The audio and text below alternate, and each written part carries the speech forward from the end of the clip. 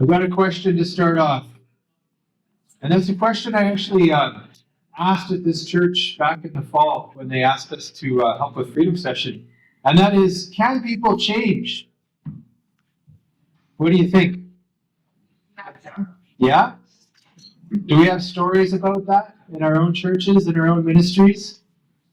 Have you ever tried to change the service time? That's a hard thing to change, isn't it? Yeah, at my church it's written on a wooden sign, so we can't, They also had the previous pastor's name on that sign, and they had to figure out how to modify that when I came. Our names are very similar. Yeah, so I've shared about conversion stories, as you know, and that gets me excited. But I find often those stories, often people just share at the beginning, and there's a heavy focus on justification, being made right with God, Romans 1-4 kind of stuff. But, if you read the rest of that book of Romans, what kind of stuff happens after that? We know this, right? Like there's reconciliation and rebirth and renewal. And that's meant to happen too in the Christian life. So that's just sort of the basis, I think, for this whole topic we're going to be hearing about today. And we've probably found that it's really exciting to have new believers, but then they'll come with a backstory and issues and baggage like we all have in our backgrounds as well. And that can trip people up and cause people to be unfruitful. So today our topic is recovery ministry in church. And I know there's many good options out there for that, but in particular, we have people today who will be sharing about Freedom Session. One cool thing about it is it's kind of a local thing. It started at Cedar Grove Baptist Church in Surrey, not far from where I grew up. And it was a church that was in a rough neighborhood. And they had a lot of conversion growth from their rough neighborhood. And people were coming, eager to be part of the church and to grow in their faith, but had a lot of issues to deal with. And so an associate pastor, Ken Dick, and his wife, Bonnie, they designed this program called Freedom Session. And it was sort of gathering the best Christian counseling resources they could find and putting it together in a 12-step format, which I know people have different opinions about 12-step, but if you go back to its origin, it had a Christian origin. And when I look at the first 3 steps, it's basically repent, believe, and follow. Jesus' opening words in his message in Mark and Matthew. So I like that. So they arranged it in a 20 to 28 week course, very intensive with videos people can watch and discuss in groups, and workbooks where they really get the most out of it as they do that kind of stuff. And another thing I love about it is as people gather together, they don't unite around their problem, their addiction or whatever. They don't identify with it. People come with all kinds of issues, whatever it is that's tripping them up and holding them back. And they seek hope and healing in Christ and find a new identity in Him, and not in their problem. And so I found that helpful in a church setting because people have all different kinds of issues, not just one. So today we're going to hear from a few people on this. Very good ones in the back. And I'm so glad you joined us, Barry, because, if I may be wrong on this, but you were probably the first pastor in your church in Victoria to be offering this, and you offered it for like 15 years or so. Is that correct? Yes. Paul Burton. You and Paul Burton down in Esquimalt. Oh, correct. Well, this finished in the second one. Awesome. Sorry, not. Good, yeah. So I asked Barry if he would have any stories to share, and he said he's happy to field any questions from you if you want to learn from the expert. So maybe there'll be time after. Feel free to talk to him. Emily and I have also offered it for some years at Parkdale in a small group setting, and we had a smattering of people from different churches that were coming, and we felt like maybe churches are sending us their people who need work, And we had a lot of fun, and I've actually made some really deep friendships through Freedom Session, through some tough COVID years and stuff like that, just seeing people's lives turn around and transform. And Gateway invited us to come and help start it here. And I'd say thanks to some amazing coordination by Gregg and this awesome team of table facilitators. They meet here every Thursday night and run multiple groups. It's been pretty neat to see what's happening there. So we're just going to invite these people to come up and share some of their experiences, starting with Emily. Well, I didn't run the women's group, so here you go. I thought I was sharing about. Anyway, I thought I was sharing about something different. I'm Emily, Tim's wife, and we have led Freedom Session at Parkdale. I don't remember how many times exactly, but on a small scale, right? Parkdale is a smaller church, and so we had a smaller groups, and they were, as Tim said, just wonderful and intimate, and we had a lot of, well, I mean, for the most part, people that finish it. I mean, you have a lot of people that come, and it's a little bit too difficult or intense, and so people can drop out. But for the people that complete the program, it is life-changing.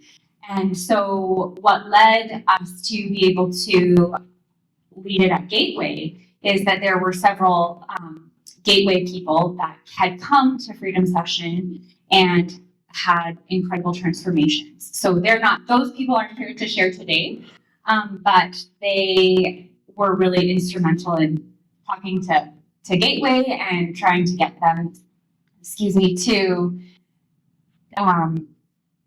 to be able to offer it on a larger scale. And so at Gateway, Greg, you were probably going to share this, but I think we had 70 women to start, something about 70, about 20 to 25 guys start Freedom Session in October. So I don't know, we don't have a final count on the graduates, but just that alone is amazing. And so we're looking forward to doing our grad in June. And right now we're in the middle of what's called Authentic Living, which is the third book. Tim had said it's 20 to 28 weeks. And so those last 8 weeks is the Freedom Session portion is done. And then it's a semi-optional 8-week course, kind of taking what you have experienced and the freedom that you found. How now do I go into the rest of this life living authentically? And so it's different, but also still challenging, as I think some of our participants will share today. But I'll let you take it from there. Okay. Thanks, Emily. It feels really weird being way up here when everybody's so far back there. But anyway, we've already said I'm Gregg. Certain things have been talked about Freedom Session already. I was going to talk a little bit about why we did it again. Emily said we did have some people from our church that really needed Freedom Session. They needed to look at some of the things that they were dealing with from the past, and we didn't run it, and we knew Tim and Emily were, so we had sent them over there over the last few years, and they came back with such amazing reports on just the change, and you could see the change in these people. One who's not here, and this isn't sharing somebody's name or story, she's on our worship team. I think half the women that were at Freedom Session for us this year were because of the change in this one woman's life and how she would just tell everybody the impact it had on her. She was even in a video. We did a promo video for the course with her on it. And she's going to be my next leader to lead Freedom Session here next time we run it. So the impact it can have on people is amazing. And we saw that. And then obviously, like many of you pastors in relationships or having conversations with people in your congregation, you recognize that people are struggling. And I'm not sure about you, but something that Aaron and I have talked about is I'm not a counselor. I am not a trained counselor. So typically what I will do when I meet with somebody who's struggling with something is I'll meet with them 3 times. And really I'm looking at, like, where are you right now? What's going on? Where are you trying to go? And how are we going to get there? And just trying to help them discern what's going on. But then I'm really looking for what's the next step for them. Because it's not me. I'm not the one that's going to walk alongside them for the next year or 2 years to counsel them. That's not my role as a pastor. I don't have the time or the training to do that. So we have some people that we will plug them into, but Freedom Sessions seem to be like something that maybe we could do on a little bigger scale. Maybe we could do to impact more people that were struggling with all kinds of different things. Because Freedom Session is about things from our past, anything. And what was really interesting to me is I had heard about it going back to, I think it was the late 90s that it started. Our church in Kelowna used to run it that I was part of. I knew we were running it, but I never took it. I never went through it. I never looked into the resource. When we decided to run it here, one of the things that I kind of joke a little bit about is my role here as the associate pastor is I do everything that Aaron doesn't want to do. So, or he doesn't have time for. He is he is way busier than I am. So he's doing his thing, and he said, Greg, can you run this at Gateway? I'm sure, like bringing people together, putting on a course. I love that. And Tim and Emily were gracious to say, like, they've directed it so many times, they would come and walk alongside us. So I didn't have to think of the directing. I just had to run it and make sure we had people here, the right people here, and hosts. Well, we as a church and as a leadership team started praying, and we were praying for, God, would you bring 50 people to our freedom session?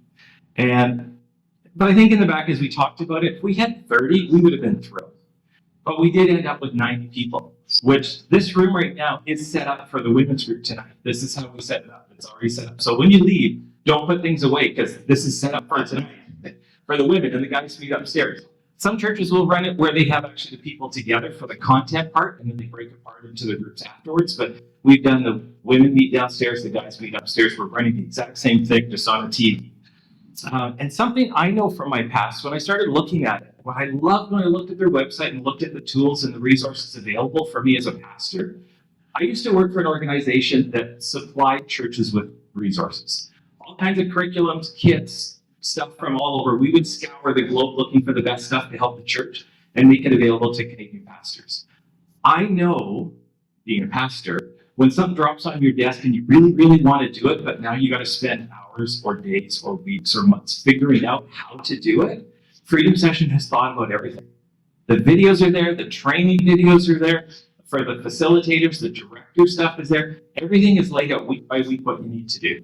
And then as you go through the course, what was great is there's even midweek stuff, and it's just videos. We set up WhatsApp groups. We just send the videos out to our people because they give you permission to do that. So I have all the videos for Freedom Session on my video page, and we just send it to all of our hosts. And if somebody misses a night, we send them the video. It's great. It's not throwing DVDs around and all that kind of garbage. It is a lot to do, but it's easy to do because they've thought through everything, because it was created by two pastors who work in the church, who understand what it means to run big things like this. So we've had a great time with it. Talk about that.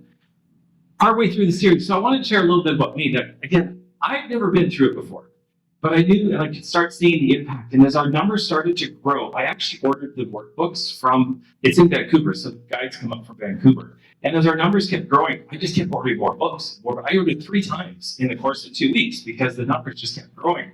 And I didn't want extra books. I don't like. We have lots of food, but I don't like having extra books. I don't need them. So I'm ordering books and ordering books and ordering books. And now I'm a little bit panicked because the impact is greater than I thought. And I noticed that I needed more facilitators because you need to have at least 1 at every table. Ideally 2, but at least 1. And I knew we were going to have 7 women's tables and 3 men's tables. So I needed 10 facilitators.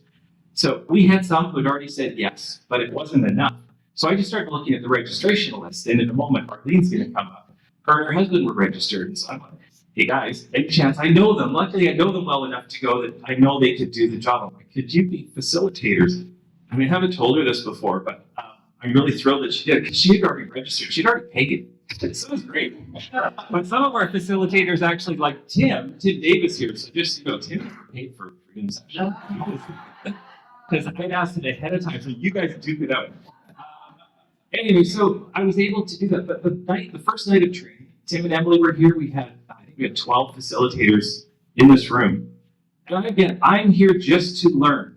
As a pastor, I should know kind of what we're doing. So I'm listening to them. And one of the questions Tim asked our facilitators is, why are you facilitating tonight? Why are you going to be a host a table at Freedom Session? And as the people shared their stories as to why, especially the ones who've gone through Freedom Session before, by the 5th person, I'm like, I gotta take this too. Like, this sounds really, really good. I'm going to take it not for me because I don't need it. I grew up perfectly, is what I'm thinking. But I'll take it because I should learn it, but I don't want to be the host, so there's 2 of us at the table. So my buddy Wade is the host, I'm the co-host. If he's away, I host. That was great. I thought, this is good. I'm going to take it. I'm going to enjoy it. I'm going to learn from it. I'll be able to communicate it better to people. But by week 5, and again, by week 5, I'm doing the work, I'm doing the homework, I'm doing everything, but I'm like, this isn't for me. I grew up great. I grew up in a small church. My parents are Christians. My grandparents are Christians. Everybody in my family, pastors or missionaries. Life was perfect. And week 5, God showed me that it wasn't. There's some things that I'm doing today that I recognize happened going back to something that happened when I was in grade 6. And God showed it to me so clearly in week 5. I had never seen that before. It's actually, and I won't go into the whole story, but it's kind of funny because I was always the lead, whatever, actor, if you call it that, in the elementary school in plays. Charlotte's Web, I was Wilbur the Pig. That was the name role. I can still sing some of the songs. My kids know some of the songs that I sang when I was 10 years old, but I still have them. Oh, wow, look at it now. Superman's famous pig. No, I don't. I'm like, good. The next year, I was the sheriff of Nottingham in Prince John, but I never actually made the role. I was the role, but I learned things so quickly that what happened was I learned it, memorized it so fast. By week 2, I'm goofing around. I love goofing around. So I'm goofing around with all the other kids who are trying to memorize and learn. I just kept goofing around. And I had been warned 2 or 3 times that I needed to stop because I was making it difficult for them to memorize. But every time it was my turn, I had the lines like that. It was easy for me. Week 5 or 6, the 2 teachers that were running it pulled me aside and said they took the role away from me. And I became a tree in the Sherwood Forest. And I had so many people I had told, I'm going to be the sheriff. It's the lead role in this play. You've got to come see it. My grandparents, uncles and aunts, everybody. I was a tree. And it's amazing how I never talk about that. I talk about being Wilbur the Pig. I never talk about being in Robin. But that had a direct impact on a lot of things in my life. Things that I didn't think were a big deal, but I recognized that I would often get really far into something, and then just before the end, I was getting my pilot's license when I was 19. I was 5 hours away from having my private pilot's license, and I quit. I just stopped. Because in the back of my mind, I was worried someone was going to take it away from me. And instead of them taking it away from me, I was going to stop it myself. I wanted the control. I learned that by taking this course. So things like that, things that I didn't think I needed it, but it's helping me with a lot of different areas in my life, which are great. So there's that. So we're going to run Freedom Session again in 2026. One of the cool things about Freedom Session is, like Tim said, it is a 12-step program. It's completely Christian-based. It's completely biblically based. There's so much scripture every week, over and over and over. That's something that really spoke to me as we went through this year. Some things are Christian-based or Bible-based, but you never, unless you really, really, really know your Bible, you may not know it. Every session has scripture throughout the whole session. I love that. That really is a big deal to me. But as we're going through it, we get towards the end, and now we're looking at 2026. About 10 weeks in, the first 10 weeks of the course are, what's the title of the first book again? Facing the Truth. So the first 10 weeks is Facing the Truth. The second 10 weeks is Finding Freedom. And as you go through that and get through the course, one of the things you need to do is have a sponsor, which you've probably heard that before. A lot of 12-step programs have sponsors. So we had 80 people, 90 people that needed sponsors, which doubled the impact in our church. Because now we've got people that are, you're going to meet together 2 or 3 times with your sponsor, and you're going to be sharing things and having deep conversations with somebody that many of us, I shared with actually Aaron's father-in-law, was my sponsor. And I shared things with him that I've never told anybody in my life except my wife. And it was good for me because we all need to have that kind of a place where we can go and feel safe and be open and be able to share and be vulnerable. And he's there just to listen. He's not there to critique or to say that. He's just there to listen and give you that space, or she, obviously for the women. But that was a really big deal. And so we also recognized that not only did we have 80 or so people in Freedom Session, we had 160 people within our congregation diving into deep conversations, which is amazing. And as a church, that's what we're always looking for. So it's how do we get people to grow deeper in their faith and deeper in their relationship with Christ? And that's what this is doing. So we've finished Freedom Session. We're doing Authentic Living, which we've opened to more people because it's a standalone discipleship course. And we're doing really well with that. We're excited about it. Next year, right now, we're thinking we're going to run Freedom Session January to June, and then run Authentic Living in the fall. So it's 20 weeks. We're going to run Alpha in the fall, and then hopefully move people from Alpha and a number of other things that we're running into Freedom Session. And then through that's what we're thinking right now. It's not in the calendar, but that's what we're thinking.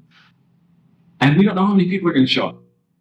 In my brain, I'm thinking, you know what? If any of you have run classes before, you're thinking, the first time you do it, you have this huge numbers, and the next time it gets smaller and smaller. that's what I recognized from the past, but I've had so many of the facilitators and people that have gone through Freedom Session tell me, no, there's going to be more. Because I've told this person and this person and this person and this person. They've seen the impact it changed in my life, and so they want to take it. So I don't know what's going to happen in January, but I'm excited to see how God's going to use it. And we've got a couple of people here from our church that we wanted to share. Well, perfect. I think, Arlene, you're going to be first, right? Hey, Arlene. Yay! And if you take it again, I won't charge you next time. Don't tell Bob. Yeah, I did say to Greg, I think you're wrong about it being smaller. And I just told everyone I can tell. It's been really impactful. I heard about it from Alicia, and she just shared with such joy and freedom what this course had been. And I thought, I've been in a bit of a winter season, like not the silent night kind of winter season, but like snow blizzard. We can't even see the barn anymore. I grew up on a farm, and I'd like something that's joyful and freeing. I really didn't know what I was getting into. I did hear it was a 12-step, and I thought, okay, I think that's something I haven't done, and I really would like to do it. So my husband Bob and I had signed up, and it's been a ride. It's not something I've ever done before, and I'm so grateful. Having the opportunity to look in the rearview mirror very seriously. I grew up in a Christian home. I trusted my life with Christ at age 10, and even had 15, 20 years stint in full-time ministry. And so I sort of thought, I don't have big trauma, capital T trauma. I'm not sure why I am the way I am. But I thought it was set, pretty much set. And the course helps you really look hard at why do you do what you do. I have a ton of coping mechanisms that I just really needed to understand and get with the Lord on it. And it's really powerful. And that the moment when we nailed our labels to the cross and saw that red paint on there, and we're given this beautiful white towel. I've led that kind of an exercise many times. I've participated many times. I had never done the kind of work that I had to do in freedom sessions for any of those previous times, and it was incredible. Just get it clear, and it's always momentarily, right, in spiritual things, to get it clear that God sees me with the righteous robe. That's how he sees me. I am a sinner. He sees me as Christ in me. And it was really, really powerful. I wasn't going to say any of that today. What I was going to say is that now, authentic living, oh my goodness. Last week, I had to ask my closest friends and family if they would highlight for me on this list of, I think, is it 27? 27 character defects. Oh. Yeah. And so I photocopied it to those who needed that, and I sent it digitally to those who needed that. And several replied and said, what's happening? Are you okay? I don't think this is going to help you. Okay. I saw myself in those character defects. I kind of picked out 3, 4, and then more. But they all said, wouldn't it be better if I just put in your strengths? I'm kind of uncomfortable with this. Anyway, we proceeded. Follow the rules, as Ken Dick says, don't resist the process. Trust God in it. And I got back my results this week from trusted friends that I know me well. People I've shared all of this progress with, our life story, our family. And it's brutal. It was brutal. I have like 15 character defects that they all see that I have not seen. And I will not tell a lie. We got the results on Monday night, and I was just angry all day Tuesday, all day Wednesday. And I knew I was coming here, and I will just praise God for the end of my days today he just finally broke it, said, this is a good thing.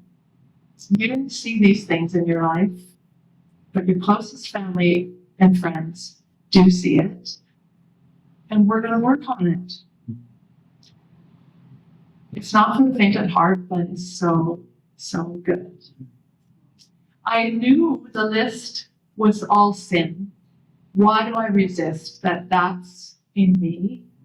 It's operating and affecting the people around me. Why do I resist that? Nobody said pride was one of my character defects, oddly, but it's just so clear to me. I want to be better than him. And thanks be to God, he sees me with the white robe of righteousness.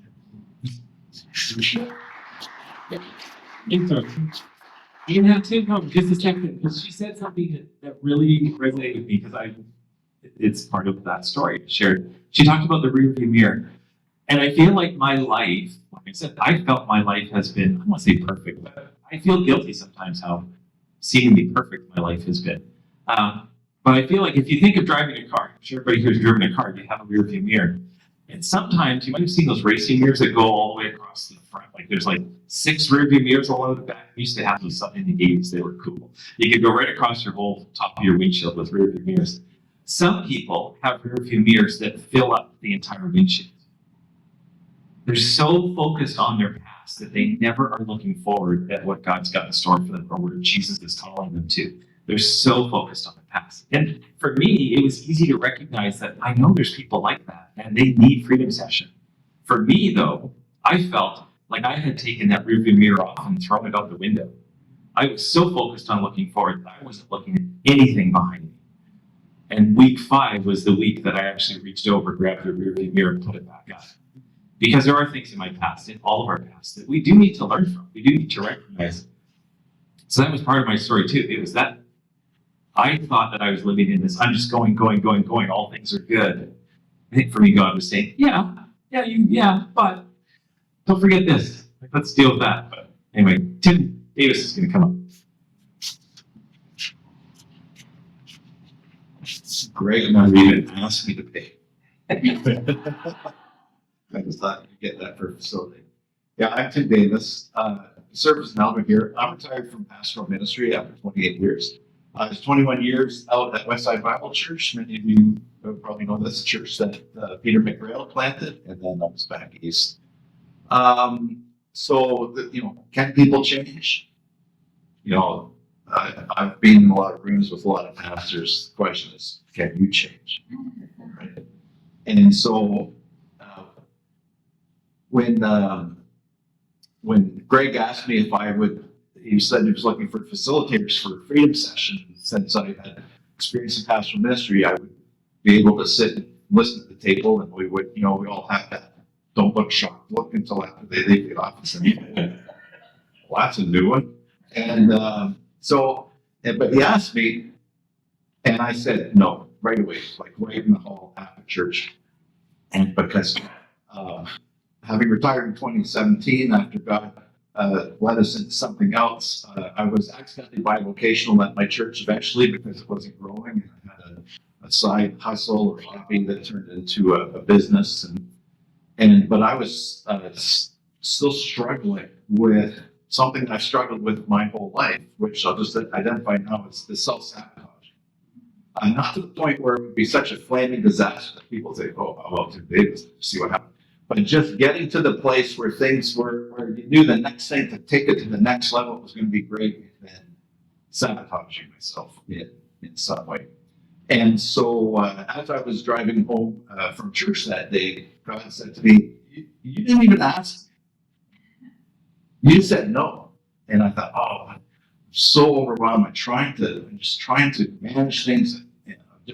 And I thought, okay, hey, if I say yes, if I help out by doing this, then God will help me with this next stage of struggle that I have in business. So it's very transactional about it. So I called Gregg and said, yes, I will do it. Yeah, right? And so it was, freedom session turned out to be not the exchange to get what I wanted. God used it to deliver me in the way that I need it. So, and back in October, I just reconciled, as contact with my natural father for the first time in 36 years. We were estranged of necessity. And so I thought, oh, freedom session, this is good. So my goal for freedom session will be to dismantle whatever coping skills I've had in my life since I was a kid. And that'll be good. That's what I'll work on. So there's one point where we are examining in freedom sessions what it is that we feel when we go and use our drug of choice. Now, whether that is video games, whether that's some kind of substance abuse, whether it's porn and masturbation, whatever it is, that thing that we struggle with. And, again, most of us here probably have something like, why do I keep doing that? You're not going to talk to your elders about it. You're not going to talk to your denomination about it because you don't want to get fired or have problems. But it's there. It's been there for a long time. So we're working through the work here. What do you feel? So I feel this. And then in the video, Ken says, when's the first time you ever felt that? Oh boy, when's the first time? I don't know. So he says next. He says, probably when you were around 11 or 12. I can't think. He says, if you don't remember, ask Jesus because he was there. So, okay, Jesus, when was it?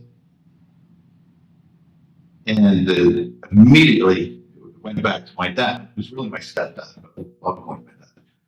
And I would be doing something, and he didn't say this to me, he said, there's 3 ways to do everything: the right way, the wrong way, and Tim's way. And something clicked for me, and that is how I viewed my entire life from that point. That I could find a good way, but not the best way. When that memory came back, when Jesus told me that's what it was, my reaction was, no. I don't want it to be about that because I love him. I want it to be because of Jim, of my natural father. My whole life, I've been looking for the answer to try to get over my natural father and our estrangement, thinking that would fix it. And it was this whole other thing. And I'm free of it. And sanctified and being sanctified, I am free of it and being free from it. So for yourself, I would take this. And the undercover way that you need to do it.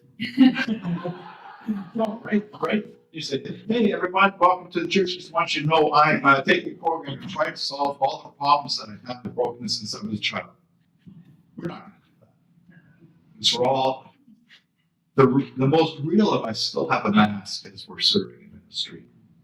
So what you want to do is come and help facilitate a table where we do freedom sessions and help out.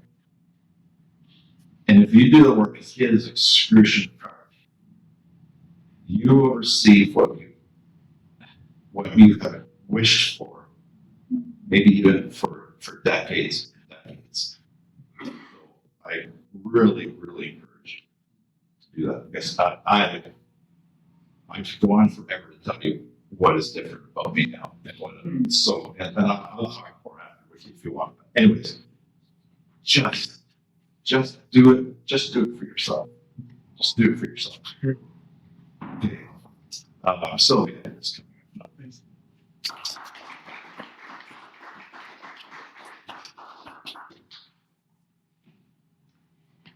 Thank you to Gregg and Emily and Tim. I feel like Barry, Arlene. Vulnerability is hard, and we need it more in order to get somewhere. And we need to start modeling this more in our lives, in our churches. And I know that when you guys shared, there was something deeply resonating with me. So thank you. What I'd like to do now is we have about 5 to 10 minutes, and I just thought, I think we need to maybe ask some questions, like, if we want to do this in our church, how do we do it, or is it that we're coming here? So does anyone have any questions for either Barry or for Gregg? Yeah. Okay. Do Tim and Natalie come with,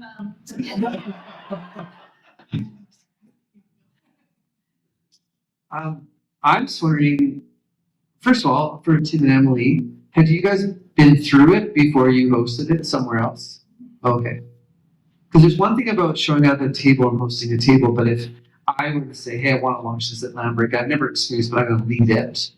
Doesn't seem like it's different. So, but I'm curious for you as a preaching pastor, I'm not a multitasker. I'm hardly a monotasker. And I have a hard time taking on many things. And so for me, like living in preaching, which is, one of my roles, as it is for some of us, but not everything, I have a hard time like keeping my heart in the text that I'm teaching while I'm also putting my heart deep into something else. How have you or has anyone else done this? Maybe Barry can speak to it. Handle that. How did that work for you? Great question. You want to say something? Pretty good. Aaron and Gregg that share. Yeah. Great. I think the same was we. Jim's done like, how many times have you run freedom sessions? Maybe 5, 6. 5. Yeah, over a 10-year period. I guess, so yeah, preaching is a regular part of my job too. So yeah, it's a great question. I guess as a pastor, I have to do things as a pastor, but then as a Christian, just as an ordinary Christian, if I wasn't a pastor, what would I still be doing? And how would I be pursuing spiritual growth and health in my life, right? So when people say, oh, how do you fit your studies into your life? I say, well, I want to keep learning, right? And this is a structured way to do that. And with this, it's like, well, I want to have some kind of devotional life, and I want to have some sort of small group connection, right? Where there could be open sharing. And every time I help lead or facilitate freedom session, I'm learning and growing. I'm looking at myself and doing the work. Peeling off another layer. So I would just say, like, similar to what Tim was saying, there's an inherent benefit in it where you're getting out of it more than you're putting in, even if you're leading. Like there's the learning and growth that comes, and that's just something that I think needs to be built into a minister's life, whether it's this or something else.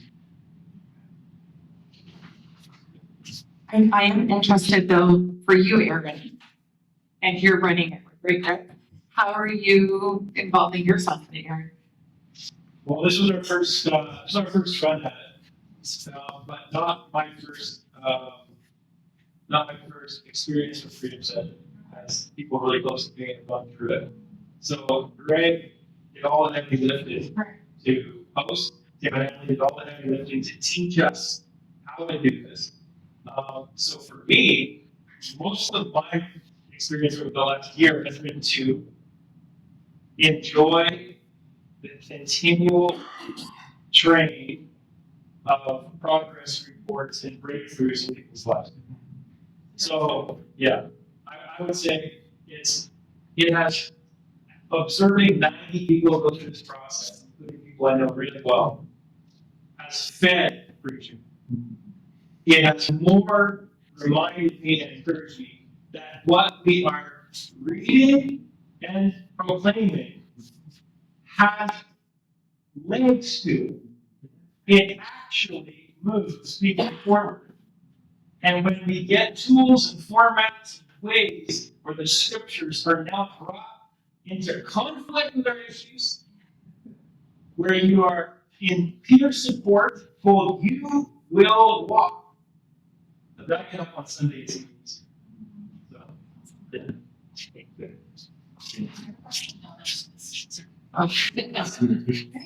yeah.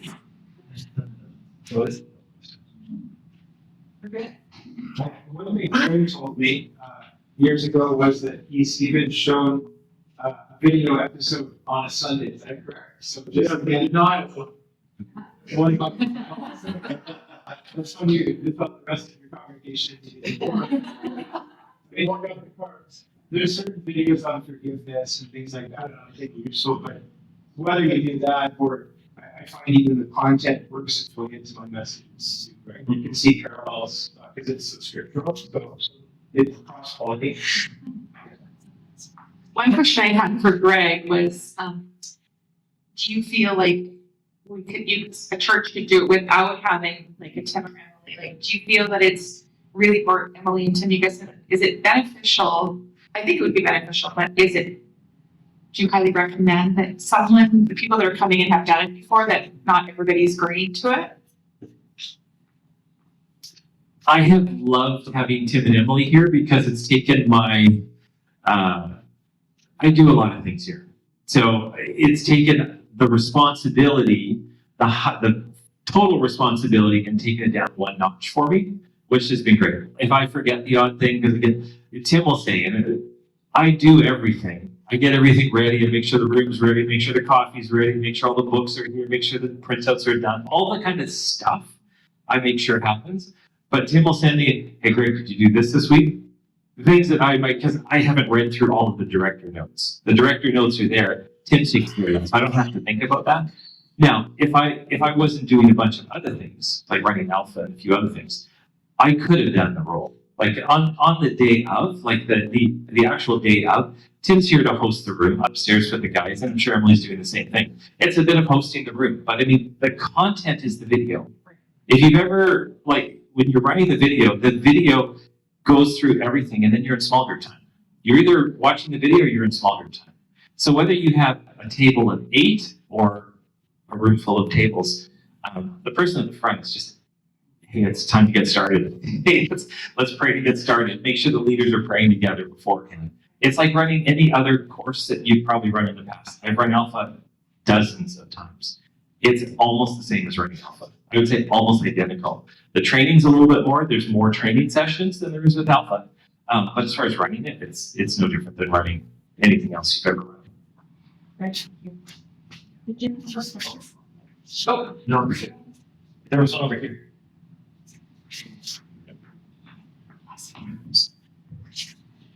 I've run wounded healers for years and years and years, and I've heard about freedom possession before. We've done a lot of that work with wounded healers, and lots of people's lives have changed. What I'm curious about was the young lady who shared, and with her friends, close people, she came up with 15 decades at a character defect. What did she do with that? The course is over. No, so that's we're not doing authentic living. So a freedom session is 20 weeks, Right. and that wasn't part of freedom session. That's part of authentic living, which is a discipleship course. This could go on forever. Really? Yeah. But you can't. There were some people that went through freedom session for 20 weeks and didn't continue on, and then some people. It's a great follow up to people who have gone through that. But sure. So they're not leaving your okay, in a couple minutes, what I'd like to see happen is just as tables, just talk about your initial response to what you heard today. Maybe you've heard about this before, and then just spend some time in prayer. Whatever you feel like maybe God's putting in your heart as a table to pray for, we are here to represent our city, right? And so we're not in competition to one another. We're in community and unity with one another in order to bring freedom to ourselves and to each other. So as you share with one another, just see what the Lord brings up in your conversation, and then in a couple of minutes, just spend some time in prayer, and then you can head out. Thank you, Gateway. This has been fantastic for having us. If you do feel inclined to host in June, please speak to me. We're just looking for one church to host, and we'll be in touch with you on that. Thanks, guys.